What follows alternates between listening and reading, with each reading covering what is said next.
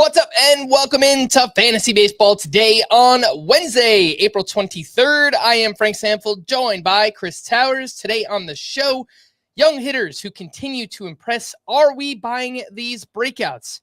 Some potentially scary injuries to talk about, and much more. Let's jump in. Holy cow! How about that? How about that Cubs comeback win? We will talk about that in just a bit, but Chris, over to you for your player of the night. Yeah, let's talk about Noelvi Marte, who had the hardest hit ball of his major league career today, a 116.7 mile per hour home run. And I don't know, it's a really small sample size, right? I think he's played 8 games at the major league level so far, but only 3 strikeouts, 2 stolen bases, 2 home runs now.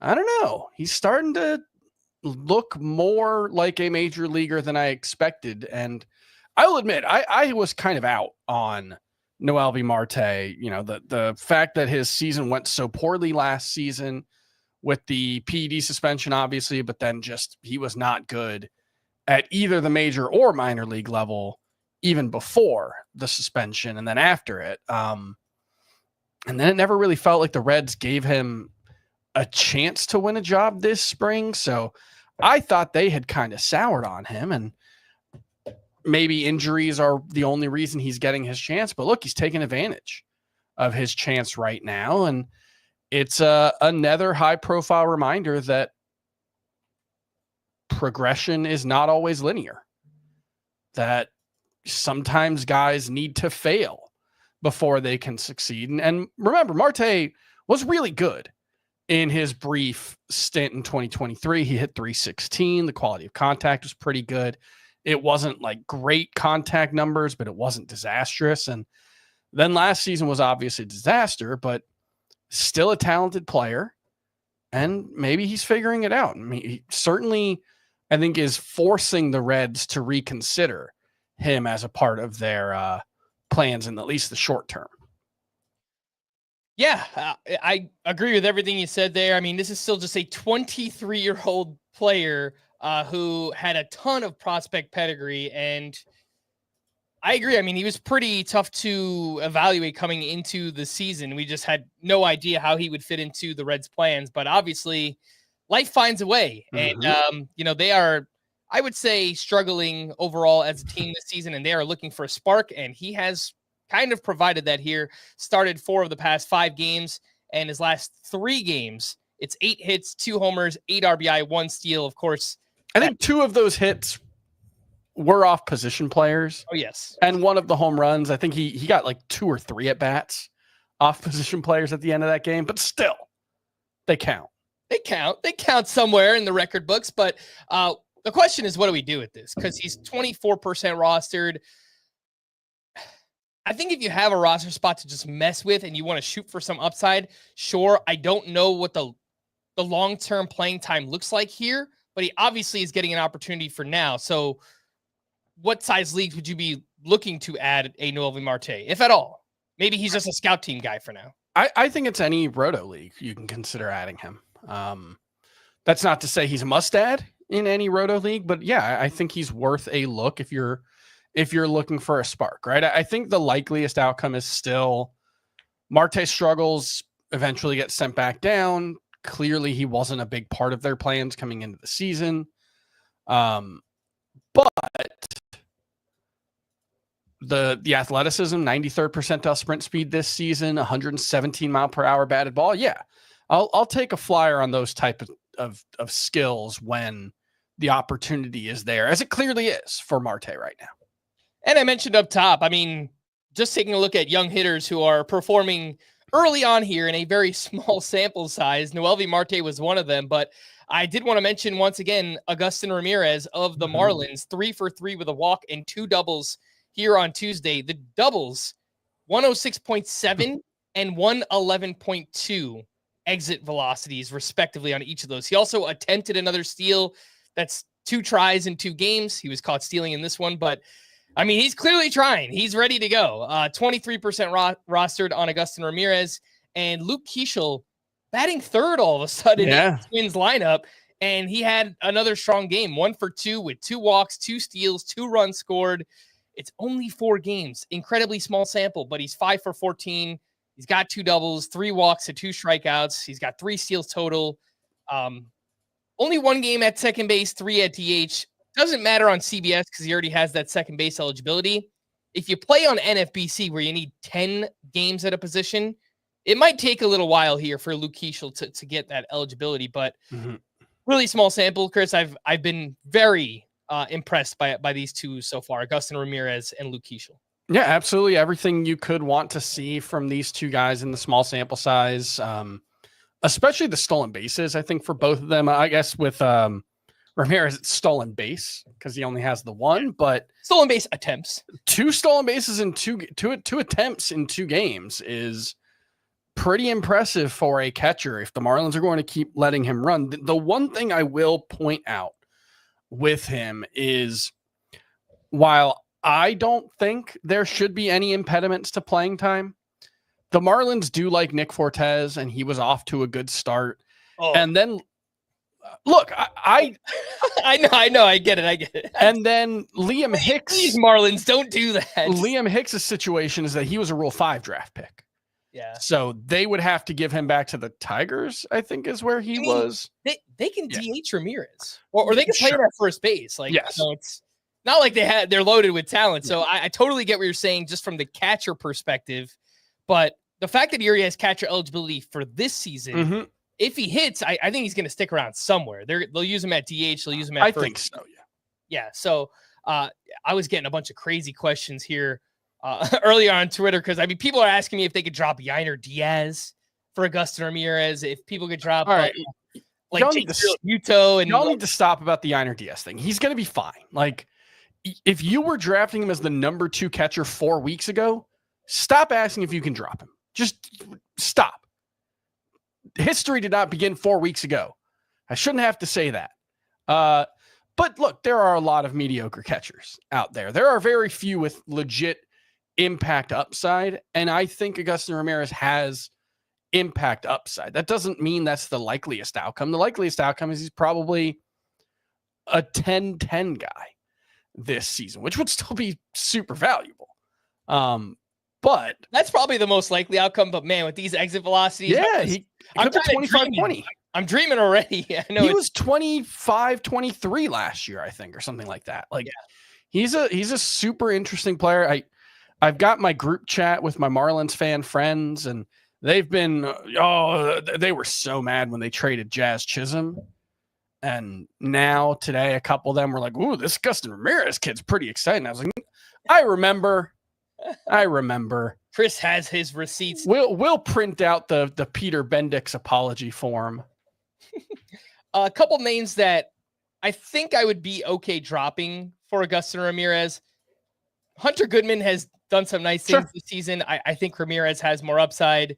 Anybody lower than that in the rankings, like Jeffers, Kirk, Joey Bart, Jonah Heim, like obviously, yes, drop those guys. In one catcher leagues, someone asked Keibert Ruiz or Agustin Ramirez. I think it's a good question. Ruiz is off to a nice start. I think, but it's kind of just batting average. I think it's kind of floor versus upside too, because I think Keibert Ruiz is still a pretty good floor. But if you want to shoot for upside in a one catcher league, I don't think I have an issue with going with Ramirez over Keibert Ruiz if you wanted to do that. Like Gabriel Moreno is a kind of up and down career. He's still young and maybe he could do some things, but like, I don't know. We haven't really seen a complete season out of him. So again, in a one catcher league, I think you can make that argument. Austin Wells is another one where he's off to a really, really bad start here, Chris. And I'm in a one catcher league, head-to-head points. I dropped him for Sean Murphy a couple of weeks ago. And if you just want to ride the hot hand, I think I'd be okay with that one too, dropping Wells for Agustin Ramirez. Yeah, I think all of those are fine. I think it mostly just comes down to if you don't have a definite impact player at catcher or even someone with impact upside, because I don't think Sean Murphy's a definite impact bat, but certainly has the upside to be one. I think I would still take Murphy over Ramirez. Though. Yeah, no, that's what I'm saying. I think there aren't many catchers with impact upside. I think Murphy has that, so I would hang on to him. But like, even like Gabriel Moreno, like he's fine, but he's never anything more than fine. So if you want to take a chance on someone more than potentially being more than fine, I think it's okay. It's not like the best option in the world, but I think I'm open to it. I also want to point out Chandler Simpson has 2 hits today. And I think he stole a base as well. He's also among the top prospects doing what we wanted to see. He has at least 1 hit in each of his first 3 games. So good signs for Chandler Simpson as well. That is a good call out because I did kind of just breeze past that game because the Rays only put up 1 run. But yeah, that is a good mention on Chandler Simpson, who obviously should be rostered in all roto leagues. And at 58% rostered, he probably is in all roto leagues already. And then any head-to-head category leagues where you need help in steals, like, yes, Chandler Simpson obviously should be rostered, and a nice game from him as well. Luke Keeschel, just getting back to him for a second, 29% rostered. I think all roto leagues, obviously, if you need a middle infield spot, like in a roto league, you could find someone bad enough on your team to drop. Once we get into, again, points league, shallower formats, I think you can drop like a struggling Jonathan India for Luke Keeschel, and let's just see where this goes, because if India picks things back up, I mean, he doesn't have the biggest upside in the world. You could probably just pick him back up. But if you lose out on Keeschel now and he just has a huge season, you're going to regret that. So. No, I think that's one of those things where, one, the fact that the Twins already moved him up to 3rd in the lineup feels like a really good sign for how much they like him. And 2, it mostly just comes down to, like, I like Jonathan India. I think he'll be fine, but I don't think you'll ever regret not having him around. Like, even the best case scenario for Jonathan India is not a superstar. I think it's really unlikely Luke Keeschel's a superstar, but there's at least some of that mystery box potential. And when you're talking about a relatively unexciting player like Jonathan India, it's totally fine. All right, let's hit our first break. And when we return, we'll get to my player of the night. That is Mitchell Parker, who had another great start. We'll do that right after this quick commercial break. The clock never stops. Relive the greatest moments with uninterrupted highlights and more. It's Gareth Bale. Ronaldo. Wonderful goal. On the UEFA Champions League channel. Streaming free. Welcome back in Fantasy Baseball today. My player of the night is Mitchell Parker, who is now 5 for 5 in quality starts up against the Orioles. 8 shutout innings, 1 hit, 2 walks, 4 strikeouts, 10 whiffs on 99 pitches. And taking a deeper dive into his pitch mix and his arsenal and just trying to figure out what's going on here, I do think the secondary pitches are pretty good for Mitchell Parker. Some questions about the fastball. He doesn't throw it particularly hard, sits 92, 93 with that pitch. But from the left-hand side, 19 inches of induced vertical break. It hasn't really performed well, but just the fact that he is a lefty and there's that much IVB on that pitch, I think it's at least intriguing. And again, the secondaries are pretty good here. He's allowed 1 earned run or fewer in 4 of 5 starts. Chris, I know the underlying numbers are not really buying it here with Mitchell Parker, but when I dug in a little bit, I kind of came away feeling a little bit better. Like, I think the tools are there for Mitchell Parker. Like, whether or not he can ever put them all together, I don't know. But what do you think about Mitchell Parker? You know I'm not in. You this is exactly the type of player I'm not going to be in on. A control pitcher with just decent control, who doesn't strike anyone out, relies on having a funky arm angle and weak contact. I just like that. That's not to say it can't be useful. He was very useful for decent stretches last year. He had like a 3.50 ERA at the end of June last season. I think there's no upside here because of the lacking strikeouts. I think he is very unlikely to ever become a must-start pitcher. He faked it for 2 months last year, and maybe he can do it again. But I don't know. I have no faith in this being anything more than a streaming type. I mostly agree, but I will just point out, like, splitter, curve, slider, 30% whiff rate or better on all three of those pitches. And I think the fastball is at least interesting. Not going to say it's good, but I think it's interesting. So it's one of those things kind of like Tyler Mahle to me, Chris, where I don't know. I didn't really buy it. I don't know that I still like, I don't know if I completely buy it for Tyler Mahle, but if you picked him up, I think you just kind of like ride it as long as it goes. And all right, once he starts to struggle, just drop him. But if you have him, like, why not just stick with it? You know? Sure. I'm just saying, like, I'm writing the waiver wire piece for tomorrow's newsletter, and Parker's already 75% rostered? 70%.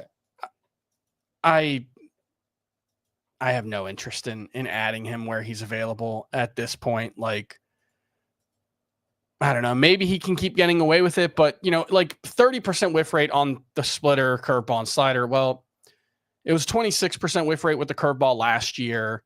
Slider and splitter had good whiff rates. They were 35%, but the fastball had a 12% whiff rate last year. I think the fastball, like, it gets a lot of IVB, but the thing you have to keep in mind is he comes from a really over the top arm angle, which means there's going to inherently be a lot more rise on the pitch because he's getting more backspin on it. And one thing that I think a lot of the research is showing is that it's not so much the movement profile of the pitch on its own, but it is what the hitter is expecting from the arm slot that the pitcher is throwing from. So if you throw from a lower arm slot and get a lot of rise, that can be an outlier thing.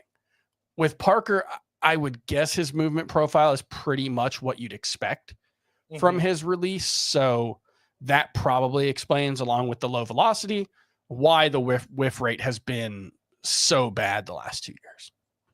Good point. Yeah, looking at the vertical approach angle on pitcher list for Mitchell Parker, 13th percentile. So obviously not great, but he does get good extension on it, and their overall PLV metric, 72nd percentile. So I don't know. I mean, again, it hasn't performed well, so you might be right. I'm at least intrigued by it. So Mitchell Parker, I mean, the most added starting pitchers on CBS, Andrew Abbott. Like, who would you rather have, Andrew Abbott or Mitchell Parker? I don't completely buy either one, but Abbott has made me look really bad over the past 3 years, really, pretty consistently. I've never really been a believer, but I would rather have him than Mitchell Parker. Jose Quintana, I don't know that you're rushing to pick him up either. Yes. Yeah, you would take Parker over him? Yeah. Okay. Tyler Mahle, obviously we're taking Mahle here. And then like Quinn Priester, I think he was picked up for the 2 starts. Liberatore is doing some interesting things. He is doing some interesting things, going with that slider first approach. I guess I'd rather have him than Parker, although I think Parker has a higher floor. So that's probably more important for this type of pitcher. I guess I'd rather have Liberatore than Parker. I don't know. All right. We have some other waiver wire pitchers later on, so we will compare Mitchell Parker to those as well. Oh my goodness gracious. Game of the night. Dodgers at the Cubs, 21 combined runs on 26 hits. The Dodgers scored 5 runs in the 7th to take a 10-7 lead. The Cubs just kept chipping away. They wound up winning that game in extra innings. Tommy Edman continues his tear, 2 for 4 with his 8th home run, 4 RBI. Chris, you and I were in on Edman. This is not what we were expecting. I can't take credit for this. There's no way. Like, we expected 15 home runs by the end of the season. Yeah. He has 8 home runs, like 4 weeks into the season. Like, this is not what we were expecting. How is he getting to this power? He is doing things that are more conducive to hitting for power. So career high fly ball rate, career high pull rate, career highs in average exit velocity and barrel rate. Will these things continue? I don't know. But at least so far, that explains why he is hitting for power. I don't know if it will remain, though. I would probably bet against it, but. Yeah, I mean, I'm inclined to say that this is just a hot streak. And, like, he's hitting the ball. Like, when you look at the bat speed, it doesn't look that much different than it did last season or in 2023. He swings a lot harder from the right side. I know And he's destroying lefties this season. Yeah, actually, weirdly, so he has 3 home runs. He only has a 724 OPS against lefties because he only has 3 really? hits that aren't home runs. Wow. Okay. It felt like all of his home runs came against lefties so far. So, Well, yeah, that's because that's all he's doing against them. But yeah, I don't know. I'm inclined to think that this is a fluke. And that's not to say you should trade Tommy Edman, because I don't know if anybody out there is really buying it. And if the power stops, I think the steals will be there. And I think he'll be a good source of batting average. And so, like, 270, a 15 homer pace the rest of the way, and 20 steals, I think that's still, he might be a 2020 hitter. Likely. Yeah, he might get to 2020. Yeah. I don't think he is a 2020 guy. And that's just because, look, when you have a 29-year-old with 2,500 plate appearances coming into the season, that's where the underlying stuff, that's not to say it doesn't matter, but you should be very skeptical when the underlying stuff is so much different than what we've seen, absent a swing change, which I don't think has happened for Tommy Edman. Will Smith is not a name that we've talked about, but he is off to a very good start this season, 2 for 4 with his 3rd homer. He's batting .350 with an OPS just over 1,000. Kyle Tucker continues his great start. I mean, he is licking his chops, man. Seeing what Soto got last offseason, Vlad Jr. got $500 million in an extension. Tucker's a little bit older than Vlad, so I don't know if he'll get that, but man, 3 for 4 with a sock and 2 shoes. He is now batting .320 with 7 homers, 24 runs, 25 RBIs, 6 steals, and a 1070 OPS. I mean, it is the complete package. Just a 5-category contributor plus. The interesting thing about Kyle Tucker is, like, I think if you were doing like the old scout head, like, grading him on an 80 grade scale on the 5 tools, I don't necessarily know if he'd be like an elite player in any of the 5 tools. He's just good at everything. Like, there's just no weaknesses in Kyle Tucker's games. And, last season he took this big step forward with his plate discipline, and he did it without having to sacrifice quality of contact. And that was the big question, right? Could he keep that up? And so far he's doing exactly that. He has the best expected WOBA on contact of his career, what would be a career low strikeout rate, and the 2nd highest walk rate of his career. He once again has more walks than strikeouts. He's incredible, man. He's awesome. And his expected stats entering today, 307 XBA, 641 expected slug. And that's before this game, so it's probably only going to go up. Yeah. All right, Chris, it's time to talk about Pete Crow-Armstrong. 3 for 5 with his 4th home run. He is batting .276. He's got 20 runs scored, 8 steals, and 834 OPS. And when I dug in a little bit, I didn't really see much that's changed so far this season. He's hitting a good amount of line drives and fly balls, but average exit velocity, barrel rate, pretty much in line with where they were last year. Expected stats don't look very good for Pete Crow-Armstrong. The only thing that I will throw out as a possibility here, Chris, is that Pete Crow-Armstrong might be such an elite athlete that he can outperform expected numbers. And we saw this from guys like Javier Baez early on in his career, where like the underlying numbers never looked good, but he just always put up these huge seasons because he was just a freak athlete. Who was the comp you made? Javier Baez. Okay, yeah. It's not a perfect comp, but just in terms of the athleticism, it might allow Pete Crow-Armstrong to kind of overplay some of these numbers that we kind of look at usually under the hood. Yeah, so when you're looking for players who will overperform their expected stats, what you'd be looking for, I mean, there's a lot of different ways you would go about it, but yeah, athleticism, the ability to turn infield outs into singles occasionally, the ability to turn singles into doubles, doubles to triples, etc. That's one key way to do it. The other would be some kind of outlier batted ball profile. Isaac Paredes, his huge pulled air skills. And that is one thing that Pete Crow-Armstrong is doing really well this season. Is he's pulling the ball in the air a ton, 20% of the time on his batted balls. Maybe there's something there. Maybe, he can continue to hit for decent power without huge underlying metrics, although Wrigley Field's a really tough place to make that work, as Isaac Paredes found out last year. I'm still pretty skeptical. The underlying numbers, as you said, are not great. Even if he overperforms the expected stats, you would expect it to be more in batting average with the athleticism than in power. So I'm inclined to think at the very least the power that he's showing in the early going is probably not something you should count on. But if he hits 265 and he's a 15 homer guy with the stolen bases, that's going to be really valuable. He's never going to sit because of his defense. I'm feeling pretty dumb about my Pete Crow-Armstrong skepticism because I thought he might be a bad hitter, and he doesn't look like a bad hitter so far. Now, plate discipline is still really bad. His swing decisions are not good at all. He chases 39% of the time. That's one of the highest marks in baseball. League average is 29%. I think that's going to catch up to him in the end, but I also definitely feel like I undershot on Pete Crow-Armstrong, and calling him a bust feels pretty silly right now. One thing in the plate discipline that I will say looks really good is the zone contact percentage is way up, and the swinging strike rate is way down. So those two things look very good early on here for Pete Crow-Armstrong, who, yes, might actually just be a legitimate breakout. At least he is early on in the season.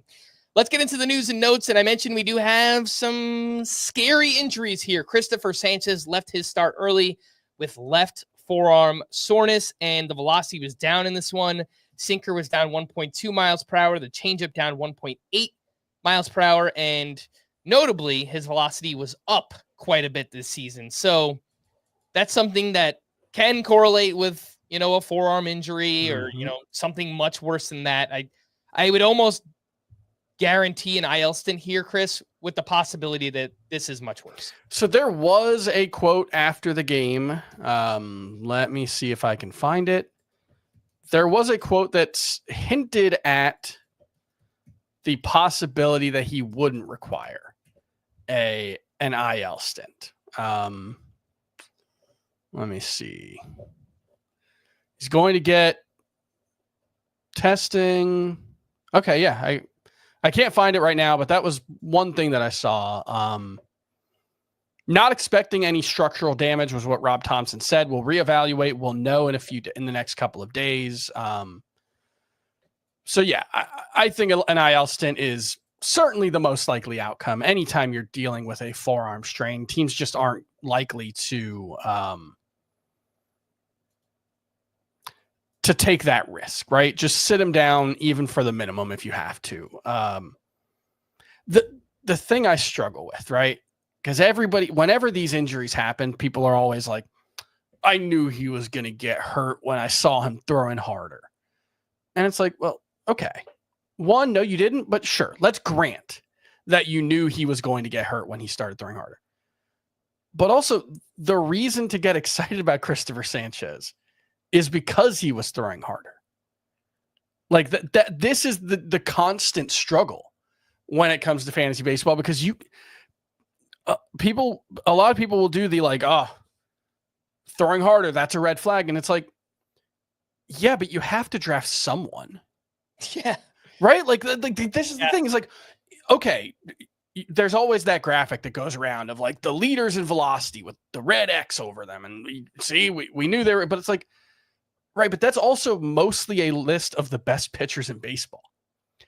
And at some point, you can just build your whole staff out of Jose Quintana, but like at some point you have to get good pitchers, and good pitchers tend to be guys who throw hard, and a guy throwing harder is a reason to be conservative because of the apparently higher injury risk.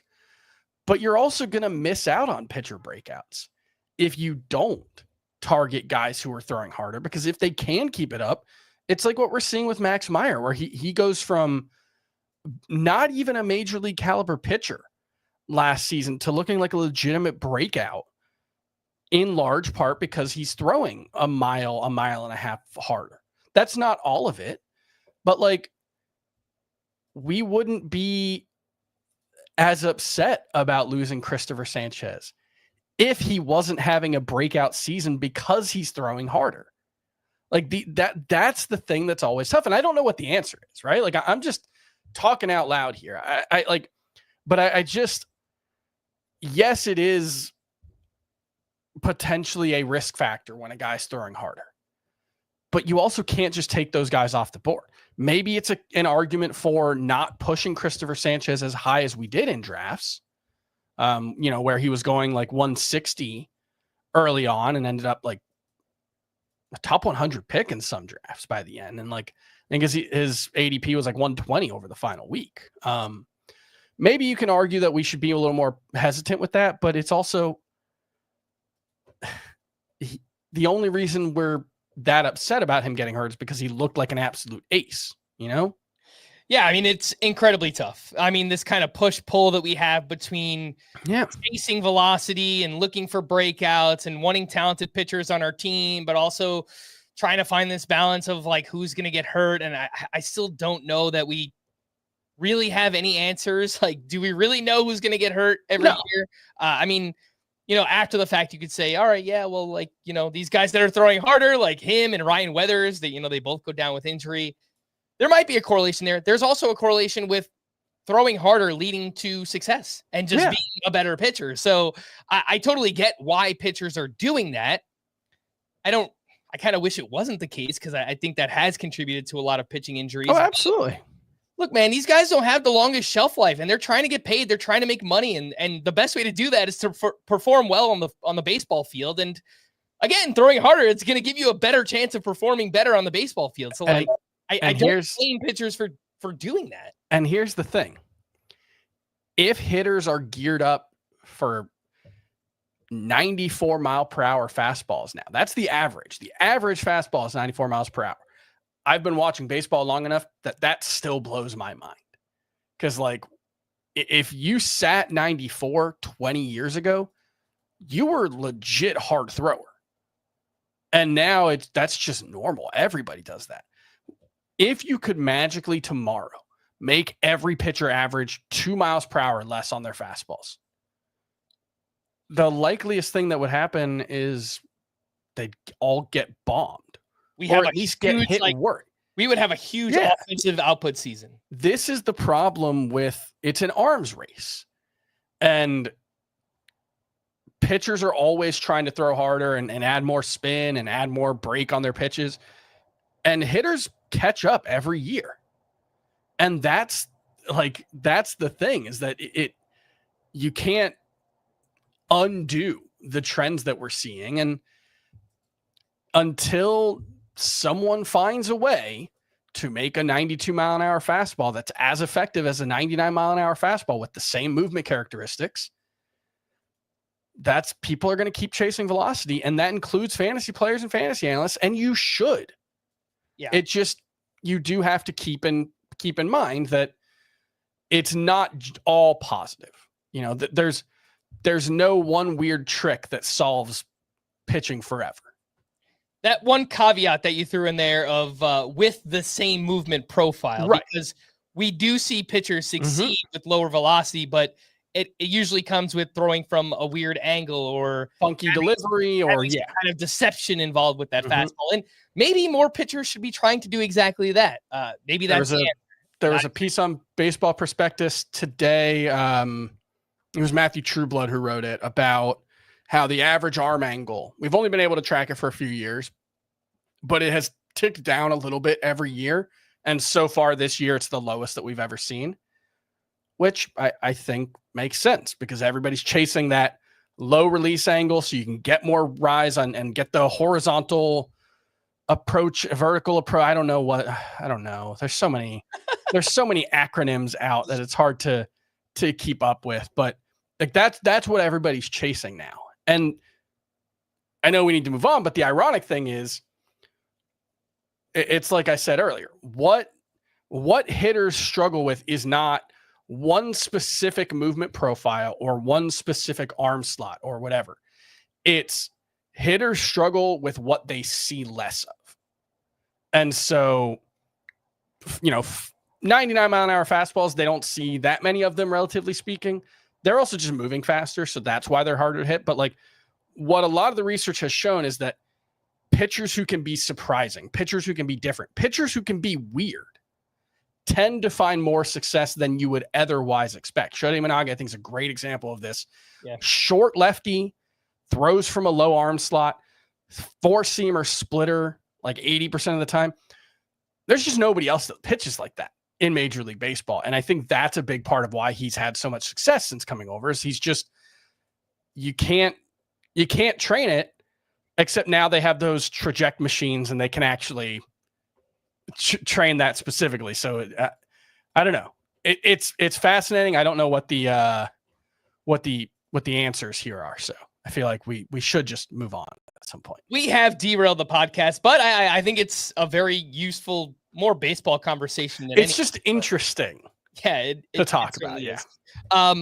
One thing I wanted to add on Cristopher Sanchez, if this does turn out to be a long-term injury, maybe this accelerates Andrew Painter getting to the big. So that was something that I thought of. Maybe not. Maybe he's still coming up in June or July, whatever it might be. But maybe there's a chance.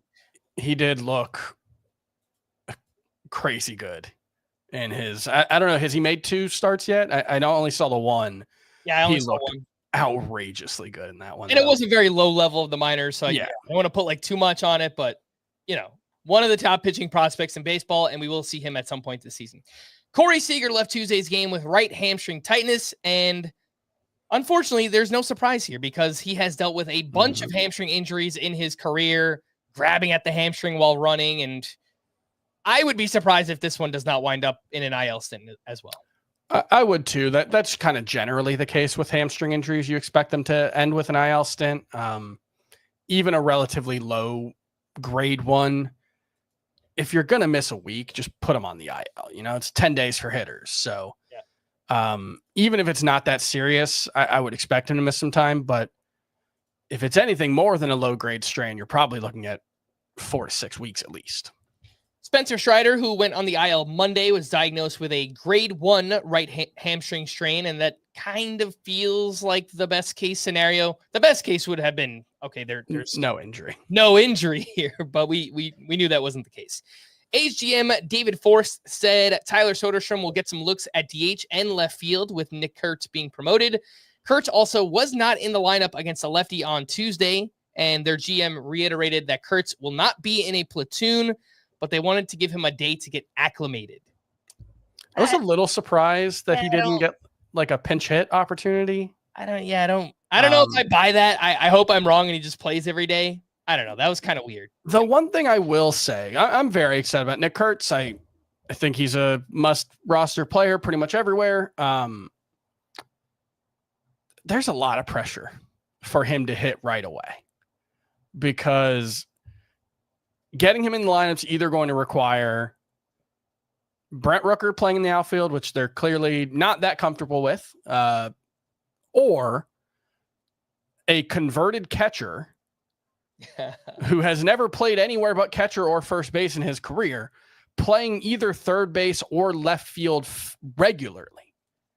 And look, if Kurtz comes up and has an 850 OPS the rest of the way, it's not going to matter. They're going to be happy to have him in the lineup. And that's a juggling that you'll do because the alternative has been like Miguel Andujar. But if Kurtz struggles, I do worry that there might be a relatively short leash here just because of the pressure having him around puts on the rest of the roster. I agree with the premise, but the A's aren't really expected to be good. So sure. I don't, is there really that much pressure? I don't know. Well, yeah. And the alternative, let these guys figure it out on the job, Like I said, the alternatives are like Miguel Andujar in left field and, it's probably still better than the alternative, but that's just one way in which it could go wrong. Giancarlo Stanton took batting practice on the field Tuesday. Let's see how his elbows respond in the next couple days. Royce Lewis did some sprints on Monday and then ran the bases again on Tuesday. He is on the IL with a left hamstring strain. Lane Thomas was placed in the IL with a right wrist bone bruise, and that likely explains why he was out of the lineup the previous 3 days. Ivan Herrera began a base running progression on Sunday. He is on the IL with a bone bruise in his knee. AJ Puck is seeking multiple opinions after undergoing an MRI on his left elbow, which sounds pretty scary and could also lead to Justin Martinez just exploding from a fan perspective. Did you see he wasn't available yesterday because of fatigue?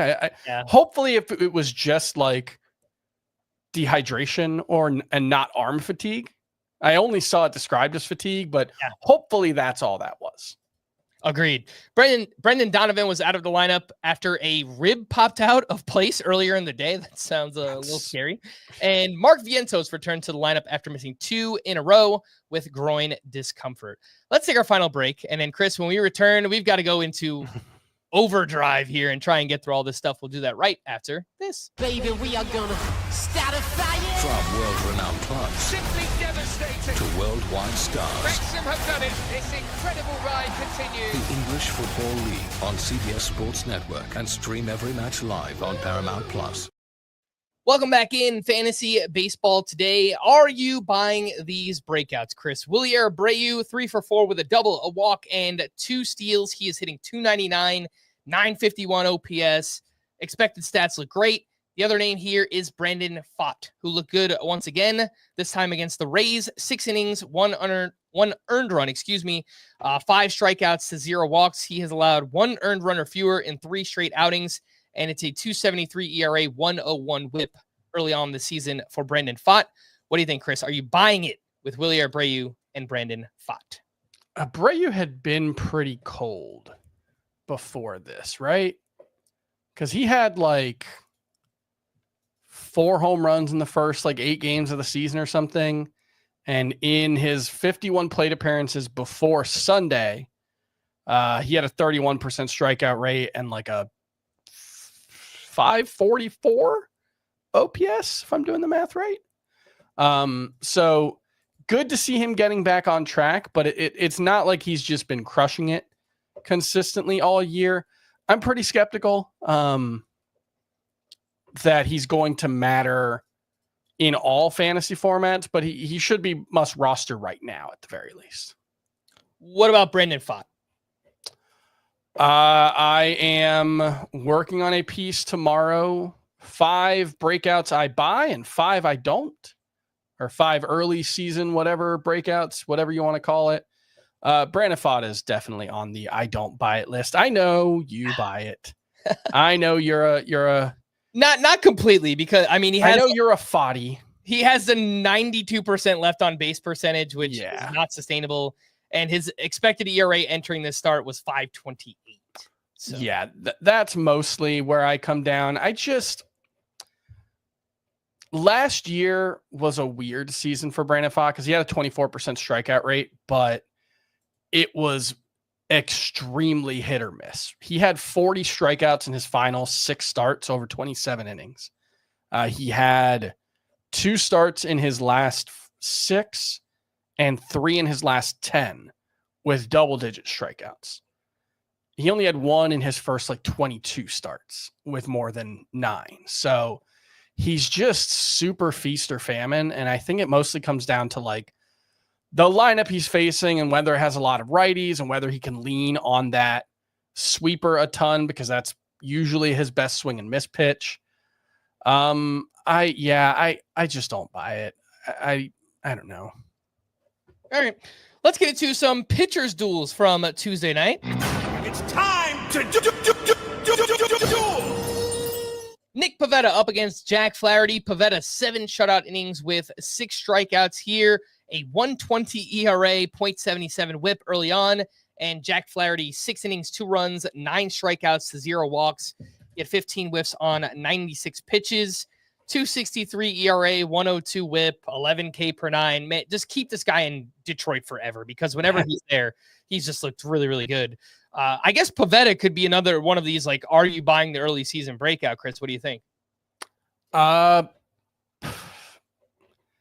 It's so tough. I want to say Flaherty, fully buy it. 10 swing strikes on 14 curveball swings today. The slider and curveball have both been as effective as you'd hope for. And yeah, Detroit clearly agrees with him. Let's keep him there.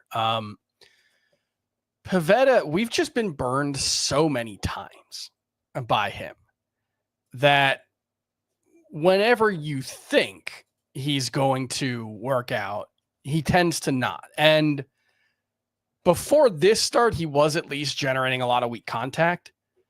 Not so much today, where he had 10 batted balls on his four-seamer today. Let me make sure I have that number right. 10 balls in play on the four-seamer with a 96.5 mile per hour average exit velocity. It didn't burn him in this one. I have to think it's going to catch up to him at some point, because that's the story of Nick Pivetta's career. A lot of strikeouts, even when he has good control, it just tends to unravel because he gets hit too hard. And I buy it in that I think he's going to have the first sub-4 ERA of his career. I don't buy Nick Pivetta as an ace all of a sudden, you know? I think that's totally fair. I mean, I know you and Scott kind of liked him as like a sleeper / breakout. He could have his best season in San Diego, and so far it looks like that might be happening this year. I guess you can argue that, all right, if you can turn him into a top 25 or top 30 starting pitcher, then maybe he's a sell high. Yeah. I think there's definitely a sell high opportunity here, even if you do believe, like I do, that he's going to have his best season. And that was the hope coming in. His career is long enough that you should still bet on pretty significant regression here. All right, let's get into waiver wire pitchers. Part one, we already spoke about Mitchell Parker. Jose Quintana, a quality start at the Giants. 6 innings, 1 run, only 3 strikeouts here. 1 earned run or fewer in all 3 of his starts. Don't really know how he's doing it outside of like veteran guile or whatever he's got going on. And Brian Bayo, who was solid in his season debut up against the Mariners. 5 innings, 1 run, 3 strikeouts here. And threw more sliders in this start compared to last year. And it did look like a pretty good pitch for him in this one. He's 49% rostered. Chris, how would you rank those 3? Parker, Quintana, and Brian Bayo? I would go Bayo, Parker, Quintana. And with Bayo, it just comes down to he's always had a good sinker, keeps the ball on the ground, limits damage on contact, always had a phenomenal changeup. And then it's just been finding that third option. And today he came out after his layoff and was throwing his slider a lot more and had significantly more break on it. 4 more inches of glove side break, 4 more inches of drop, while throwing it 1 mile per hour lower, which is not nothing. I think typically you'd rather throw harder, but in the context of his sinker velocity being down 0.6 miles per hour, it's not really that big of a drop. So I think that was interesting. And if that can be a consistent weapon for him, it really ties the whole thing together, because he's going to get those easy outs with the sinker. Changeup's always going to be there for whiffs, unless, it wasn't great for him today. Maybe, he didn't have the feel for it. He was rusty, whatever. But if that's not there, then it kind of changes things. But if the changeup can be a good pitch and the slider takes a step forward, I think he starts to look a lot more interesting. Waiver wire pitchers part 2, Griffin Canning, solid up against the Phillies. 5 innings, 1 run, 5 strikeouts, 12 whiffs on 84 pitches. And his velocity was up in the start. He had everything working. The fastball looks much better this season. I mean, years past, it was getting crushed. Yeah. Looks much better. Mets pitching lab might have done it again with Griffin Canning. Nick Martinez finished 1 out short of a quality start at the Marlins. 5 2/3, 2 runs, 4 strikeouts. Did have 14 whiffs on 79 pitches. And then Will Warren looked good at the Guardians. 5+, 2 runs allowed. He actually left with no runs, 2 runners on base. Relievers allowed them in, but 5 strikeouts to 1 walk here for Will Warren. And, he threw More fastballs, sweepers, and changeups in this one. I remain intrigued by Will Warren. I don't know that he's ever going to go deep into starts, but like there was some prospect pedigree. There's interesting characteristics on some of his pitches. So I don't know. Maybe I'm being a homer, Chris. You tell me, do you have any interest in any of these? Will Warren, Nick Martinez, and Griffin Canning? Martinez, I think only as a spark at this point. I think he's pretty droppable outside of head-to-head points leagues. Because like even a decent start against the Marlins is less than a strikeout per inning, and a whip above 1, that's not that exciting. Canning, I really think that the issue with Canning is just going to be that he isn't going to get to pitch deep into games. The Mets have done a good job of getting the most out of him and Tyler McGill and some other guys, David Peterson, over the past couple of seasons, but they tend to have a pretty short leash with all of them. And those two things are probably not unrelated, right? Like avoiding that third time through the order penalty, it's going to help a guy like Griffin Canning look better. And so I think there's a limited ceiling there. Warren, I need to see more. Like I can see myself getting talked into him. There's some prospect pedigree, like you said. Wasn't great minor league production last year. In fact, if I remember correctly, it was pretty bad. Yeah, it was bad. So we need, I think, like it's good to see a good start from him. I need to see a great start before I start advocating for Will Warren to be worth adding. Yeah, so I would put Canning at the top of that list. I would probably take Cannon over Quintana as well from the previous list. Sure. Well. Yeah. Yeah, I think he's a little bit more interesting. There's like more whiffs. He's getting a lot of ground balls this season as well. Again, that was Griffin Canning. What about the drop-o-meter, Chris? Are we okay dropping any or all of these pitchers here? Jose Soriano, Jordan Hicks, Osvaldo Bido. Yeah. I wanted Hicks to happen. Velocity's still been there. There's still been flashes, but yeah, he's not throwing the splitter very much. I don't think it's going to happen. And then Soriano, he had that one, I think he had 17 whiffs in one start. I don't think he's had more than 7. He had 2 7-inning outings that I think were 1 run or less, but his other 3 have just been terrible. And I think it was 17 whiffs in one of those starts, and he hasn't had more than 7 or 8 in any of the other ones. So yeah, that's I think we can drop Soriano. Let's run through some waiver wire hitters, and Nate Lowe is off to a nice start with the Nationals, 1 for 4 with his 4th homer, batting .293. He's got 19 RBI, 870 OPS, 57% roster.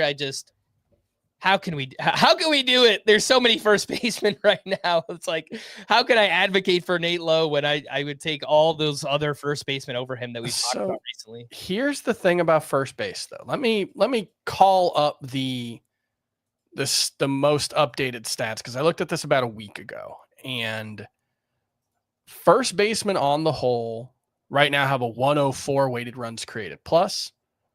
Last year, I think, was the lowest in Fangraphs database, which goes back to 2002, and it was 107 collectively weighted runs created plus. So first basemen on the whole have still not been very good.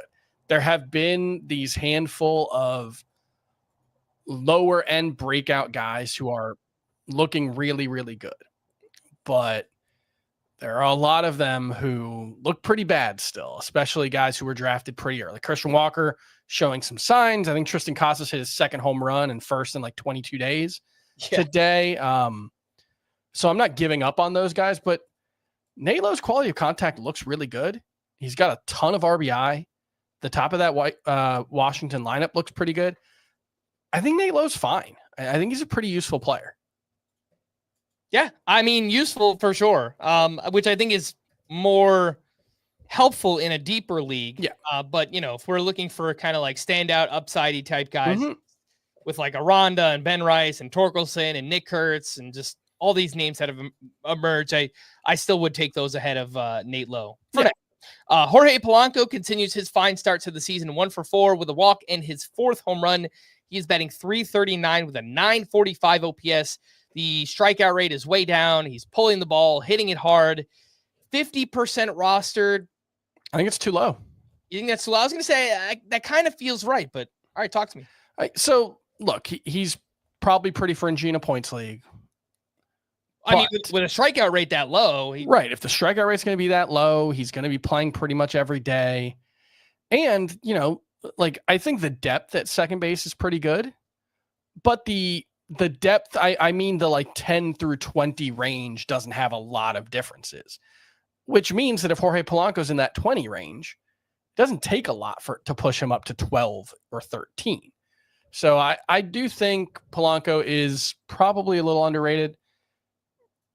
I would say the way he's swinging the bat right now, very useful in any roto league because of, the middle infield and corner infield eligibility. That's just a nice player to have around. Would you take him over Luke Keeschel or Caleb Durbin? Not Keeschel, maybe Durbin, just if I need a starter right now. I feel better about Polanco, even if, I don't know, Durbin probably has more upside in roto because of the steals. Would you drop Kyron Paris for Jorge Polanco? Yes. Yeah, I mean, the worm has turned on that one. Yes, that was fun. I mean, look, I'm not going to say he's done. Yeah, like maybe he bounces back, but yeah, you shouldn't have a long leash with. Look, the only thing is it's going to hurt if you dropped 180, 250 fab on Kyron Paris, as a lot of people did. But yeah, I don't think he's someone you need to stick around. Yeah. What about Pavin Smith? He continues to impress. 2 for 3 with a walk and his 4th homer. He's batting .397 with a .500 on base percentage. 4 homers, 1259 OPS. He's only starting against righties, hitting the crap out of the ball. The expected numbers look good. He's 41% rostered. I think should be rostered in all 5 outfielder leagues. And I think maybe daily lineup leagues too. Like if you're on top of it and just throw him in there whenever he's in the lineup against a righty, then you might have an awesome player with Pavin Smith. But that's one that I think is probably like what you said about Nate Lowe, where it's hard to get too excited about him because the playing time just means that there's a relatively low ceiling there, no matter how good he is. All right, wanted to quickly mention Lars Nootbaar. He's not a waiver wire hitter. He's 84% rostered. He had a big game, 2 for 5 with a sock and a shoe. His 4th home run, his 3rd steal. But his previous 15 games before this, he was batting 145 with a 535 on base OPS. Is Lars Nootbaar a hold, Chris? Obviously, after a good game here, but what do you think? Because like we had some pretty bad struggles the 2 weeks before this. Yeah, I mean this is a specific type of player that's always tough to value in fantasy because he's probably more well-suited to points leagues with his skill set. Walks a ton, probably not going to hit a ton of homers, but a lot of doubles. Is he one of the 36 best outfielders in points leagues? That's where it's trickier, right? He's probably pretty fringy there. I would say hold, but I can see a world in which he's not a must-roster player in a points league, unfortunately. 3 hitters who might be coming around. Dylan Cruz hit his 3rd home run, and in his last 4 games, 3 of those were in Coors Field, I will point out. 6 hits, 3 homers, 2 steals for Dylan Cruz. Only 1 strikeout in his last 7 games. I think that is very encouraging. Wilson Contreras maybe coming around. 2 for 4 with 2 walks. He has 3 straight multi-hit games. Only 4 strikeouts in his past 4 games. And Marcus Semien moved down to 5th in the Rangers lineup, and he responded by going 2 for 3 with a walk, a homer, and 4 RBI. We need to see more. We need this to be prolonged for Marcus Semien, but it wouldn't surprise me here, Chris, if maybe the buy low window can close very quickly on all 3 of these: Dylan Cruz, Wilson Contreras, and Marcus Semien. Yeah, absolutely. And especially with Cruz, like the strikeout rate was really high early on. It hasn't been nearly as high after the first week or so. It's not like he's been hugely productive throughout that, but this is still a very talented young player who's still running a lot. He still has good skills. I think patience has always been necessary with all 3 of these guys. Like there was no world in which I was dropping Marcus Semien or Wilson Contreras. I don't think anybody should have dropped Dylan Cruz, although I know some people did. He's only 66% rostered on Yahoo, so it's a long season. Like, I understand that when you're looking at a player and you see 545 OPS, that is hard to stomach. but just because it happened at the beginning of the season doesn't mean it's going to be the case forever. And if Dylan Cruz or, I think Wilson Contreras is a better example of this. If Wilson Contreras in June had a 20-game stretch with a 564 OPS, you might not even notice it. And so that's the thing you have to remind yourself is just because it feels more meaningful that it happens at the beginning of the season doesn't mean it actually is. Like getting off to an especially slow or especially hot start. And I need to pull up I did research on this last year. I think I wrote something about it. It really has almost no predictive power. Like an especially hot or cold start just really doesn't matter, even though it feels like it should. It tells you very little about what a player is likely to do moving forward that their projections didn't already tell you, Let's take a look at 4 confusing pitchers so far this season and maybe a quick thought on each of them, Chris. Tanner Bybee, who did turn in a quality start, but the whiffs are just not there for him. Bailey Ober, solid start against the White Sox, 6 innings, 1 run, 6 strikeouts there. Bryce Miller, just the walks have been a huge problem so far this season.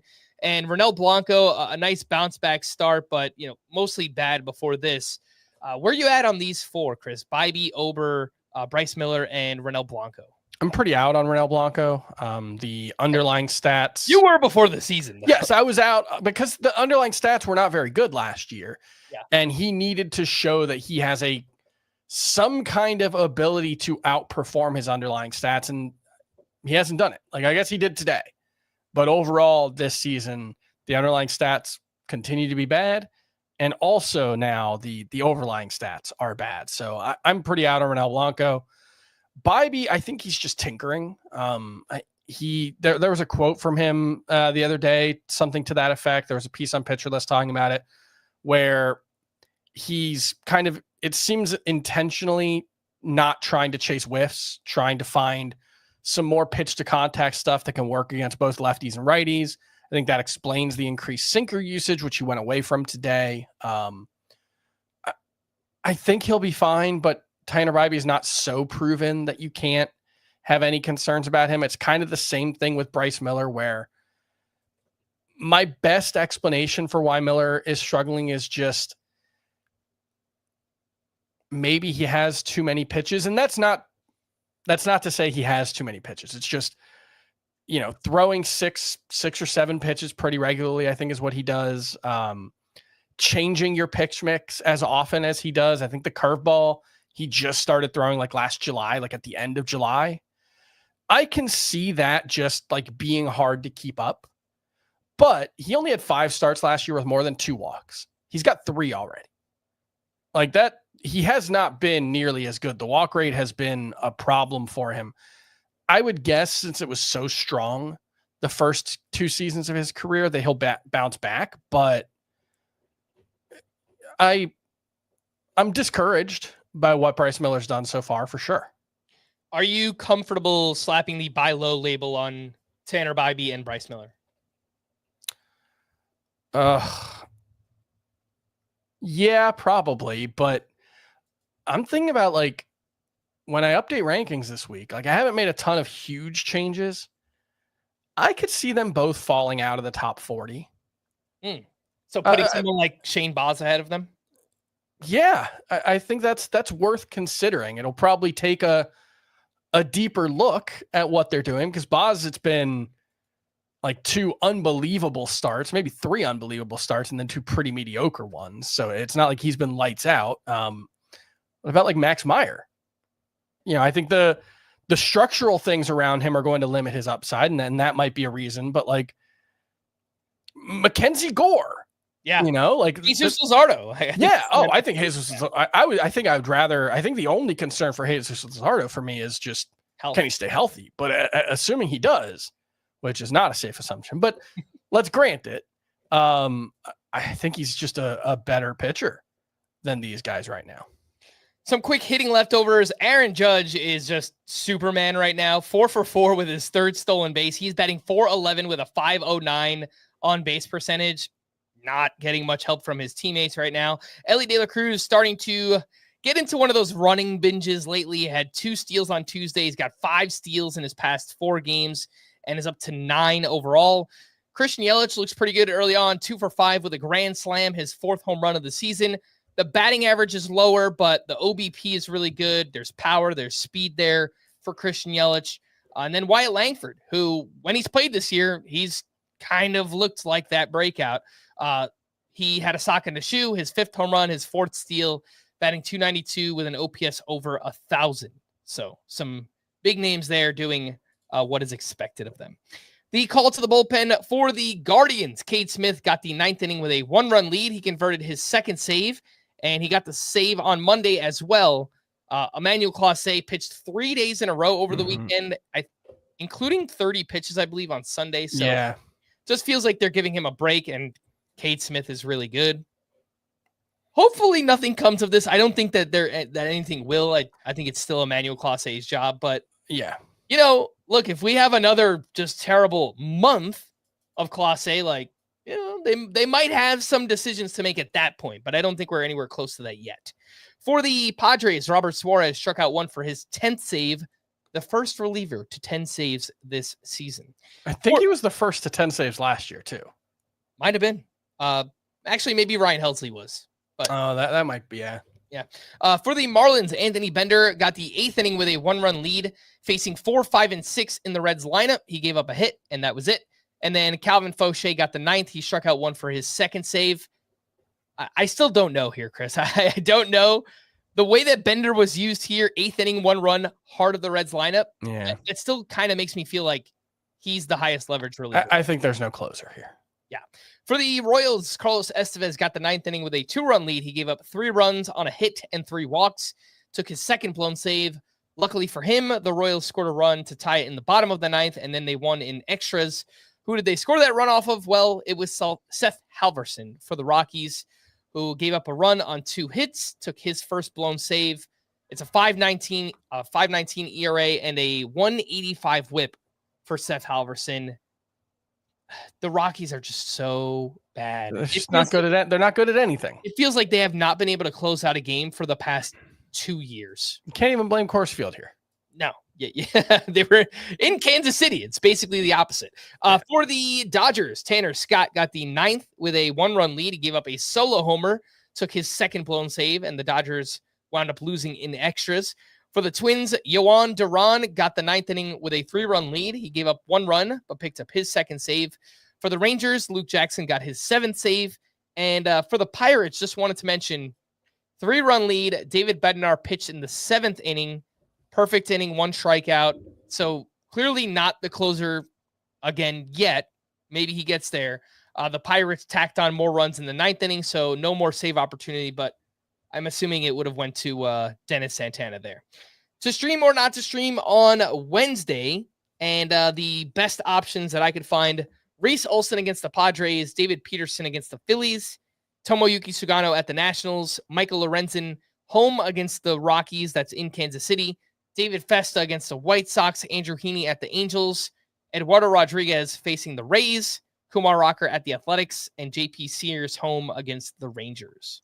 The Angels have had, I think, 4 games with 9 strikeouts against the starter in the past 10 days. And Heaney's doing some. One of them might have been by Heaney, actually. Was his 10 start? He had did he have a 13 strikeout? Am I making that up? He had a huge game against someone, and it might have been the Angels. Let's find out.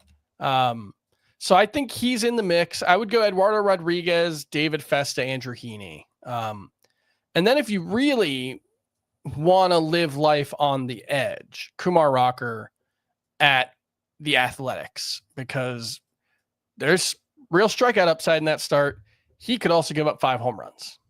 Yeah, I honestly want to stay away from Sacramento. It might be a launching pad there, man. I think I mentioned JP Sears yesterday as a maybe. No, I'm staying away for now. I like Eduardo Rodriguez. I think Andrew Heaney is fine. I like David Festa. If you're feeling crazy, if you're feeling froggy, Michael Lorenzen against the Rockies, I can see having a good start. They're not good at anything.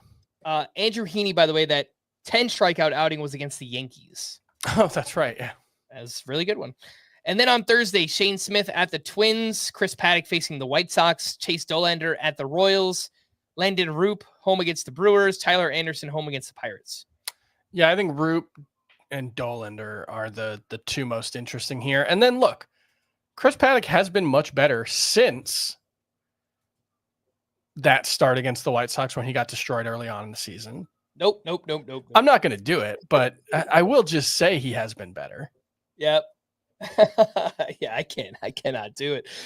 Shane Smith at the Twins, I think, is totally fine as well. Mhm. And I know the Pirates performed well on Tuesday, but outside of that, their offense has been abysmal. Tyler Anderson has been good. So I think Roop is at the top. I think I would probably put Tyler Anderson second, then Shane Smith. Dollander, I could see having a good start, but I do think there is definitely some variance in. He's only made one start on the road, and it was good. Yeah. It was like 7 strikeouts in 5 2/3 innings with 2 runs, I think. I hope it's good again. We will find out. And we are going to wrap there. For Chris, I am Frank. Thanks as always for tuning in to Fantasy Baseball today. Please make sure to follow and leave a 5-star rating on Apple or Spotify. And we will be back again tomorrow. Bye-bye.